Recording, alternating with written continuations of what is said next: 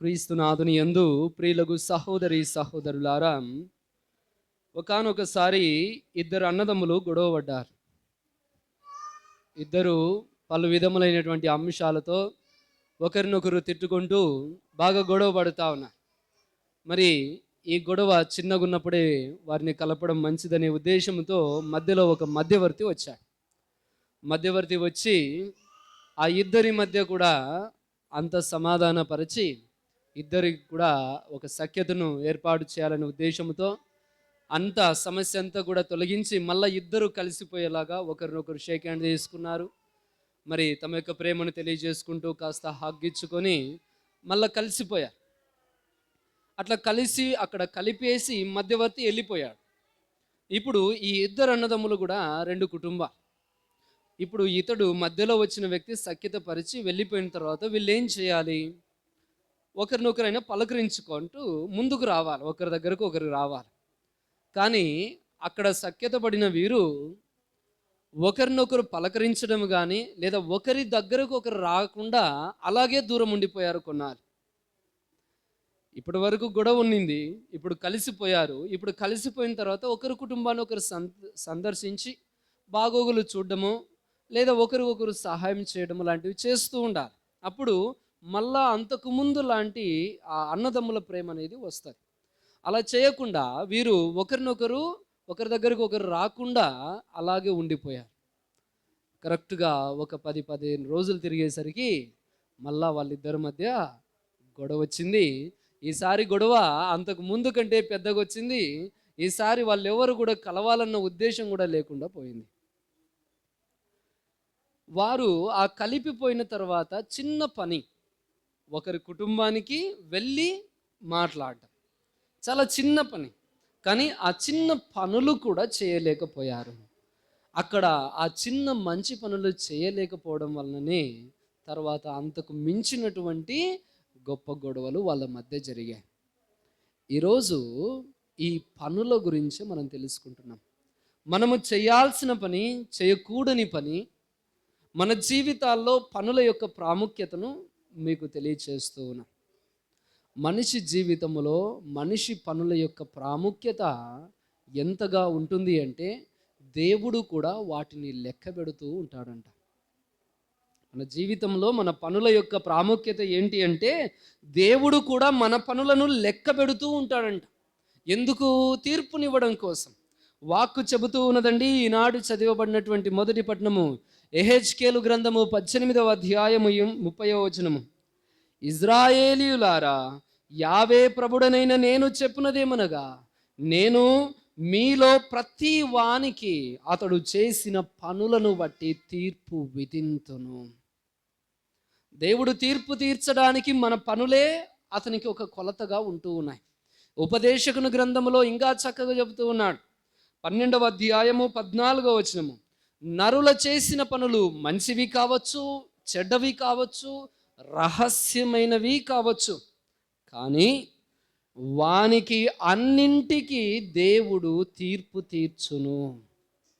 ఎంత చక్కటి మాట అండి. నువ్వు మంచివి చేయి, చెడ్డవి చేయి, కానీ గుర్తుపెట్టుకో, నువ్వు రహస్యమందు చేసిన పనులైనా కూడా దేవుడు ప్రతి దానికి తీర్పు విధిస్తాడు. ప్రతీది లెక్క కడుతూ ఉన్నాడు. మనుషులమగు మనం చేసేటువంటి పనులను బట్టి మన యొక్క గుణగణాలు నిర్ణయించబడతాయి. ప్రభు అంటాడండి, మత్తయి శుభవార్త 7వ అధ్యాయం 16వ వచనము, వారి క్రియలను బట్టి మీరు వారిని తెలుసుకుంటారు, పండును బట్టి చెట్టు యొక్క స్వభావాన్ని మీరు తెలుసుకుంటారు. ప్రభు చాలా స్పష్టంగా మనకు తెలియచేసేటువంటి విషయం ఇది. అందుకే ప్రభు ప్రభు అని పదే పదే పిలిచేటువంటి వారు పరలోక రాజ్యంలో చేరరు. ఎవరు చేరుకుంటారంట? ఎవరైతే ఆ పరలోక తండ్రి యొక్క చిత్తానుసారము జీవిస్తారో, నడుచుకుంటారో, పనులు చేస్తారో వారే పరలోక రాజ్యంలో ప్రవేశిస్తారు. కాబట్టి మనిషి యొక్క పనులకు దేవుడు ప్రాముఖ్యతనిచ్చాడు. వాటిని బట్టే మనం లెక్కించబడతాం. మనం కొలత అనేది, మన జీవితాల కొలత ఒకటి ఇక్కడ ఏర్పాటు చేయబడుతుందని మనం తెలుసుకోవాలి. ఎందుకు అంటే మన పనులు మన వ్యక్తిత్వాన్ని నిర్ణయిస్తాయి. మనము ఎటువంటి వారమో నిర్ణయిస్తాయి. పలానా వ్యక్తి పలానా వాడు అని చెప్పగలుగుతూ ఉన్నామంటే దానికి కారణం మనం చేసిన పనులు. అందుకే మన పనులు మనుషులను రెండు కోవలుగా విభజన చేయడం జరుగుతూ ఉన్నది. ఈనాడు యెహెజ్కేలు గ్రంథంలో చెప్పబడుతూ ఉన్నది 18వ అధ్యాయము 9వ వచనము. అటివాడు నా చట్టములను విధులను చిత్తశుద్ధితో పాటించును, అతడు న్యాయవంతుడు కనుక తప్పక బ్రతుకును. మొదటి విభాగం, వీరు దేవుని చట్టములను విధులను పాటించువారంట, వీరు న్యాయవంతులు. కాబట్టి ఇటువంటి వ్యక్తులను మనం ఏమంటాము? మంచివారు అని అంటాం, సజ్జనులు అని అంటాం. మరి ఈ వ్యక్తులకు దేవుడిచ్చేటువంటి కృప ఏంటి? వీరు తప్పక బ్రతుకుదురు, వీరు తప్పక బ్రతికే ఉంటారంట. దేవుని చట్టాలను నియమాలను ఎవరైతే పాటించి జీవిస్తారో వారు తప్పక జీవిస్తారంట. ఒక సజ్జనునికి ఇచ్చేటువంటి భాగ్యము, దైవ వరం ఇది. అతడు బ్రతికి ఉంటాడు, జీవంతో ఉంటాడు. మరి ఇదే పనులు ఇంకొక రీతిలో మనం చూస్తే యెహెజ్కేలు గ్రంథము 18వ అధ్యాయము 4వ వచనంలో చెప్పబడుతూ ఉన్నది, తండ్రుల ప్రాణమునకును తనయుల ప్రాణమునకును ఎల్లరి ప్రాణమునకు నేనే కర్త. దేవుడు చెప్తున్నాడు, నేనే దానికి కర్తగా ఉన్నాను, కానీ పాపం చేసిన వాడే చచ్చును, పాపం చేసిన వాడు చచ్చిపోవును. అంటే ఈ పాపము అనగా ఇక్కడ ఈ మొదట చెప్పబడినటువంటి దైవ చట్టములు నియమములు పాటించిన వాడు సజ్జనుడు అంటామో, అవి చెయ్యని వాడే దుర్జనుడు, అతడే పాపము చేసిన వాడగును. కాబట్టి పాపం చేసిన వాడికి దేవుడు ఇచ్చేటువంటి వరం ఏంటి? దేవుడు ఆ యొక్క పాప ఫలితం ఏంటి? చావు. తప్పక అతడు చచ్చును. అదే అధ్యాయంలో 13వ వచనంలో మనకు చెప్పడం జరుగుతుందండి, అతడి చావుకు ఎవరో కారణమని చెప్పొద్దు, అతడి చావుకు అతడే బాధ్యుడు అని అక్కడ రాయబడుతున్నది. ఆ దుర్జనుల యొక్క చావుకు ఇంకొకరు కారణం ఉండదంట. వాళ్ళ పాపములు పండాయి కాబట్టి పాపముల ఫలాన్ని వారు చావు రూపంలో పొందుకున్నారు. మరి ఇక్కడనే అసలైనటువంటి ఒక మలుపు ఉంది. మరి ఇప్పటికే మన జీవితాల్లో ఒక ట్యాగ్ లైన్ వచ్చేసి ఉంటుంది. ఏంటని? పలానా వ్యక్తి మంచివాడు, పలానా వ్యక్తి చెడ్డవాడు అనేటువంటి ఒక పేరు వచ్చేసింది. మరి ఈ పేరు వచ్చేసింది కదా, ఇంకా మన జీవితాలు ఇంకా ఇంతేనా? ఇప్పుడు ఒక చెడ్డవాడు అనే పేరు వచ్చిందండి నాకు, నేను ఎప్పటికీ చెడ్డవాడినేనా? ఇంకా నా పేరు పోదా? నా పేరును మార్చుకోలేనా? చేత కాదా? ఇప్పుడు నేను మంచివాడిని అయ్యాను అనుకోండి, అవును నాకు మంచివాడని పేరు ఉంది, సరే ఇంక నేను ఏం చేసినా పర్వాలేదు, ఇంక అందరూ నన్ను మంచివాళ్ళే అనుకుంటారని అనుకోగలమా? సాధ్యం కాదు. మన మనుష్యులం, అనుదినము అనుక్షణము మార్పుతో ముడిపడి ఉండేటువంటి జీవులము మనము. కాబట్టి మనం ఒకే స్థానమున స్థిరముగా ఉండలేం, ఒకే స్థానమున స్థిరముగా ఉండలేం. మనము సజ్జనులు కావచ్చు, దుర్జనులు కావచ్చు, మనం ఎప్పుడు కూడా మార్పునకు గురి అవుతూ ఉన్నాం. ఈ మార్పునకు గురి అయ్యేటువంటి క్రమము లేదా నీవు ఒక మార్గాన్ని ఎంచుకునే క్రమము ఎప్పుడు కూడా అనుక్షణము పరిశోధించుకుని అందులో ఉండాలి. లేదంటే అక్కడి వారు ఇక్కడ, ఇక్కడి వారు అక్కడ అవుతారు. సజ్జనులు దుర్జనులుగాను, దుర్జనులు సజ్జనులుగాను మారిపోయే ఒక అవకాశం ఉంది. మరి అలా మారితే ఏమవుతూ ఉన్నది? వాక్కు చెబుతూ ఉన్నదండి. యెహెజ్కేలు గ్రంథము 18వ అధ్యాయము 21-22వ వచనాలు మనం చదువుతా ఉన్నాము. దుష్టుడు తన పాపములను నుండి వైదొలగి నా చట్టములు పాటించి న్యాయసమ్మతమైన మంచి పనులు చేసేనేని అతడు చావును తప్పించుకొని బ్రతుకును. చెడ్డవాడు చావే తెచ్చుకోవాలి, కానీ ఒకవేళ అతడు తన పనులు మార్చుకుంటే, చూడండి పనుల యొక్క అవసరత ఇక్కడ కనబడుతుంది. అతడు తన పనులను మార్చుకుంటే, చెడు పనులను విడిచిపెట్టి న్యాయసమ్మతమైన పనులు చేస్తే అతడు చావును తప్పించుకొని బ్రతకడం అనేది నేర్చుకుంటాడంట. అంతేకాదు ఆ 22వ వచనంలో చెప్పడం జరుగుతుంది, అతని పాపములు పరిహారమగును, అతని మంచి పనులకు గాను అతడు బ్రతుకుతాడంట. అంతవరకు చేసిన పాపాలు పరిహారం అవుతాయి, ఇప్పుడు మంచి పనులు చేస్తున్నావు కాబట్టి ఈ మంచి పనులకు గాను నువ్వు బ్రతికిపోతావు. మరి సజ్జనుని సంగతి ఏంటి? అప్పటి వరకు మంచి పనులు చేస్తూ ఉన్నాడండి. మరి అతడు మారిపోతే, సాధారణంగా మనం అనుకుంటాం జీవితంలో ఒక మంచి పని చేసామంటే, అబ్బా ఒక మంచి పని చేసేసాం, ఇంకా చాలు ఈ జీవితానికి, ఇంకా పోంపా మనం ఇష్టం వచ్చినట్టు బతికేద్దాం అనుకునే వ్యక్తులు. రోజుకు ఒక మంచి పని చేస్తే చాలు, ఇంకా సరిపోయిందిలే అనుకునేటువంటి ఒక తత్వంతో బతికేటువంటి వ్యక్తులు కూడా ఉన్నారు. అందుకే ఒక్క మంచి పని చేసి దానికి వ్యత్యాసంగా అనేకమైన చెడ్డ పనులు చేసేటువంటి వ్యక్తులు కూడా ఉన్నారు. అందుకే ఈ మంచితనం ఏమైపోయింది? ఇప్పటి వరకు మంచివాడని పెట్టుకున్న పేరు ఏమైపోయింది? ఆ ఆ వ్యక్తుల గురించి, అలా మారిపోయిన వ్యక్తుల గురించి వాక్కు చెబుతుందండి. అదే గ్రంథములో యెహెజ్కేలు గ్రంథము 18వ అధ్యాయము 24వ వచనము. సజ్జనుడు తన సత్కార్యముల నుండి వైదొలగి దుష్కార్యములు అనగా చెడ్డ పనులు చేసినేని, హేయమైన కార్యములు చేసినేని అతడు బ్రతుకునా? వాక్కు చెబుతుంది, అతడు బ్రతుకడు. అతని సత్కార్యములు లెక్కకు రావు. ఎంత ఘాటుగా ఆ యొక్క ప్రవక్త మనకు తెలియచేస్తున్నాడు. అతని సత్కార్యములు లెక్కకు రావు, అతని ద్రోహములకు పాపములకు అతడు చచ్చి తీరును. చాలా ఘాటైనటువంటి పదాలు. నేను మంచివాణ్ణి, నాకు మంచివాడని పేరు వచ్చిందే, ఇంకా నేను ఇష్టానుసారం బ్రతుకుతాను అని అనుకోవడానికి లేదు. నువ్వు మనిషివి గుర్తుపెట్టుకో, నువ్వు ఎప్పుడైనా మారిపోవచ్చు, ఎప్పుడైనా మారిపోవచ్చు. అందుకే మంచివాణ్ణి కదా, నేను చెడ్డగా మారితే నా తప్పులు ఎవరు చూడరు అనుకోవద్దు. నేను ఈ మంచి కార్యాలు చేశాను కదా, ఆ ఫలం ఉంది కదా, దానివల్ల బ్రతికేయచ్చులే, ఇంక ఏమైనా చేసుకోవచ్చు ఇక్కడ అని అనుకుంటే పొరబడినట్లే.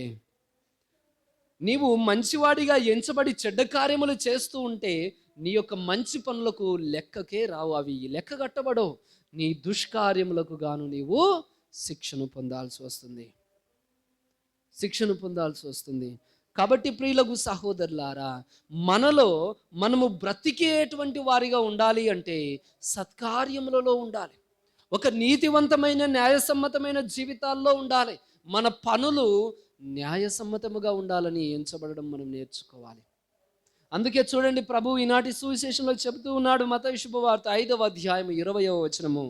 ధర్మశాస్త్ర బోధకుల కంటే, పరిసయ్యుల కంటే మీరు నీతివంతమైన జీవితము జీవించిననే తప్ప పరలోక రాజ్యమున ప్రవేశింపరు. వాళ్ళకంటే మించినటువంటి నీతివంతమైన జీవితం కావాలంట. వారు ఎలా జీవించారండి? వారు ఎప్పుడూ కూడా పరులకు బోధించు వారై ఉన్నారే కానీ తమ జీవితంలో తాము జీవించిన వారుగా లేరు వాళ్ళు. అందుకే ప్రభు మరొక చోట అంటారు, మీరు ప్రజలపైన మోయ సాధ్యము కానటువంటి భారములను మోపారే కానీ వాటిని మోయుటకు మీ చిటికెను వేలును కూడా వారికి సహాయముగా అందించలేదని ప్రభువు వారిని నిందించాడు ఒకసారి.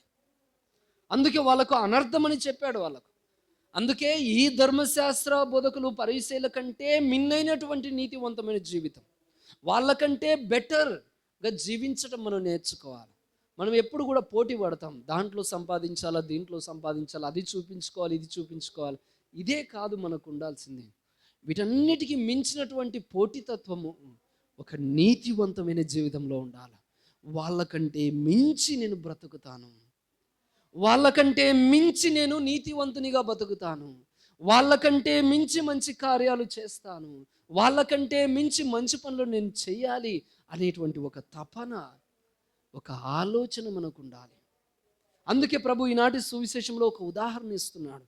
నరహత్య చేయకూడదు అని మీ పెద్దల వాళ్ళ నుంచి మీరు ఒక ఆజ్ఞను పొందుకున్నారు కదా, అలా చేస్తే మీరు శిక్షను పొందుకుంటారనే విషయం మీకు తెలుసు.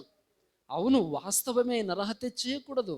కానీ ఇప్పుడు నేను మీతో చెప్పేది ఏంటి అంటే, ప్రభు మాట ఆ విషయాన్ని ఒక కొత్త పంతాలో నడిపిస్తూ ఉన్నాడు. నరహత్య చేయకూడదు వాస్తవమే, కానీ ఇప్పుడు నేను మీకు ఇంకొక మార్గాన్ని చూపిస్తున్నాను. ఏంటది? మీరు మీ సోదరునిపై కోపపడినా మీరు తీర్పును పొందుతారు. మీ సోదరుని అవివేకని పిలిచినా మీరు నరకాగ్నిలో వేగాల్సి వస్తుంది. మీరు మీ సోదరుని అవమానపరిచినా మీరు శిక్షను పొందుకోవాల్సి వస్తుంది.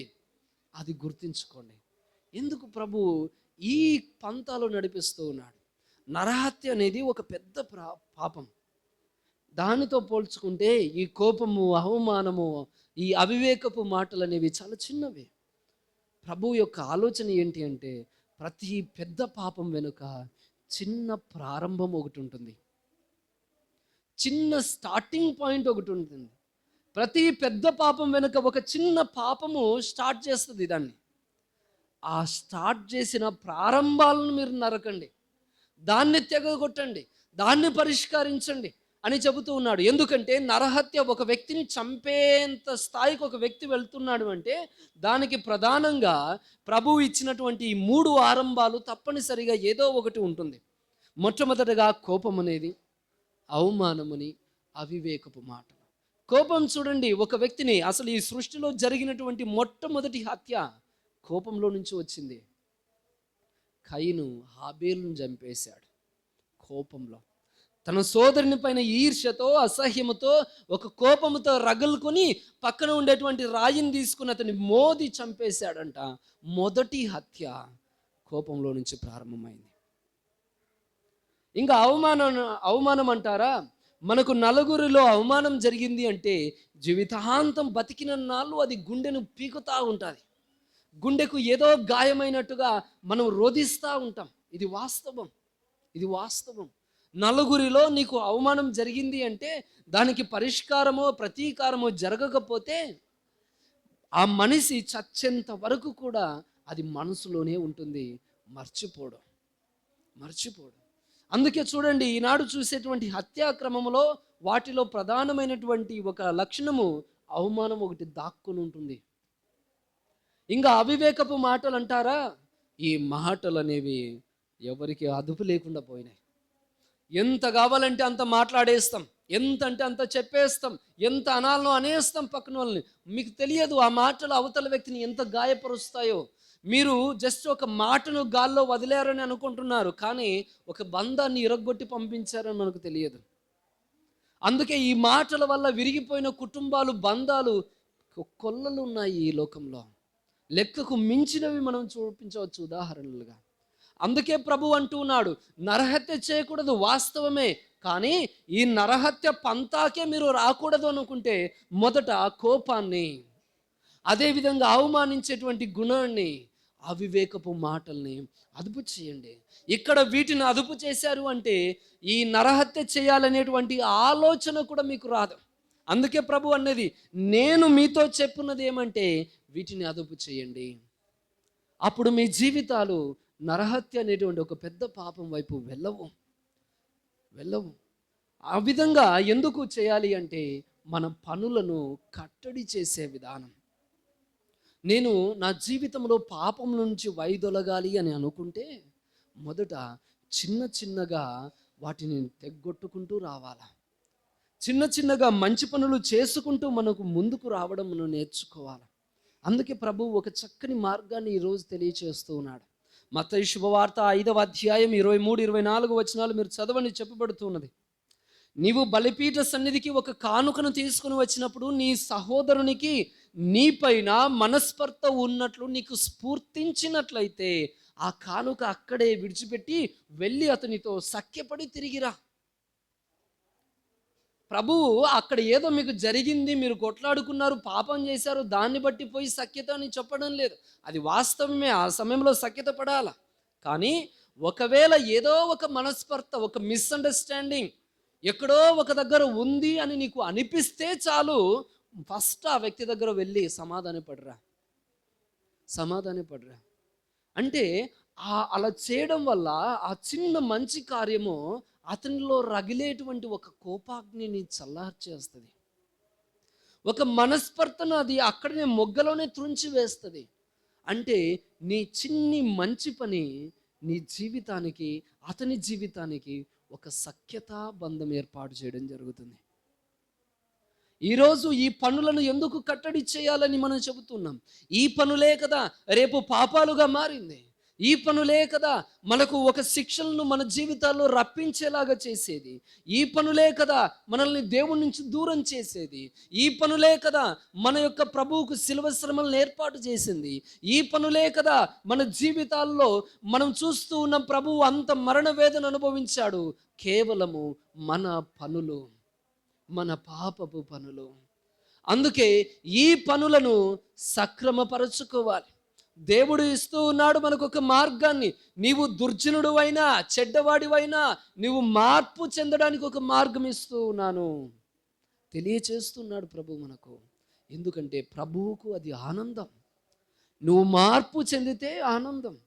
అంతేగాని ఒక వ్యక్తి ఎంత చెడ్డవాడైనా చనిపోతే దేవుడు ఆనందిస్తారు అనుకునేరు.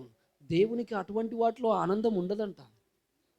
ఈరోజు వాక్కు చెబుతుంది, యెహెజ్కేలు గ్రంథము 18వ అధ్యాయము 23వ వచనము, దుర్మార్గుడు చనిపోవటం వలన నాకు సంతోషం కలుగునా, అతడు తన పాపము నుండి వైదొలగుట వలన కాదా.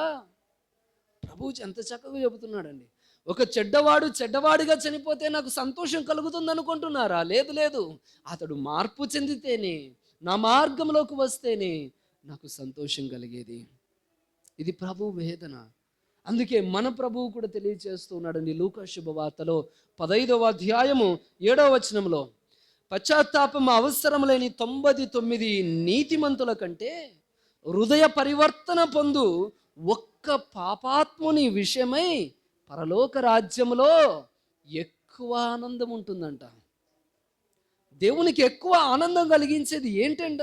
ఒక వ్యక్తి తను మార్పు చెంది మంచి పనుల బాటలో పట్టినప్పుడు, మంచి పనులు చేస్తూ ఉన్నప్పుడు, మంచి మార్గంలో నడుస్తూ ఉన్నప్పుడు దేవునికి సంతోషం అంట. అవే మన కార్యాలు, అవే మన జీవితాలు, అవే మనకు భవిష్యత్తును, దేవుని ఎదుట మన తీర్పు యొక్క ఫలాన్ని అందించేవి. కావున ప్రియులకు సహోదరులారా, మన పనులు ఎలా ఉన్నాయి మనం పరిశీలించుకోవాలి. ఎలా ఉన్నాయి? నేను మంచివాడినే కదా, ఇంకా ఎట్లయినా బతకొచ్చు అనుకోవద్దు. మంచివాడివైనా మంచి పనులలోనే ఉండాలా జీవితం చివరి శ్వాస వరకు. అయ్యో నేను చెడ్డవాడిని కదా, ఇంకా మంచి పనులు చేసి ఏం సాధిస్తానని అనుకునేవు. కానే కాదు, ఇదిగో నువ్వు చెడ్డవాడివైనా మంచి పనులు చేయడం నేర్చుకో. ఇప్పటి నుంచి నువ్వు మంచి పనులు చేస్తే మళ్ళా నువ్వు బ్రతికిపోతావంట. నీ పాపములు పరిహరించి దేవుడు నువ్వు మళ్ళా బ్రతకడానికి ఒక అవకాశం ఇస్తాడని చెబుతూ ఉన్నాడు. కాబట్టి ఈనాడు ప్రభు శ్రమలను ధ్యానం చేసేటువంటి మనము మన యొక్క పనులను బట్టి ఆత్మ పరిశీలన చేసుకుంటూ ఒక మంచి పనుల రీతిలో ముందుకు సాగిపోవడానికి కృపను దయచేయమని దేవుని ప్రార్థించుదాం. ప్రభువు మిమ్ము దీవించుదురుగాక.